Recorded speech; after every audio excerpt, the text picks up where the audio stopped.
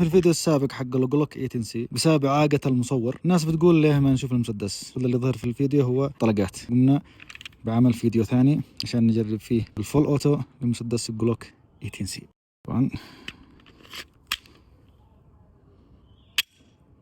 وهنا عندنا الفول أوتو فول فن.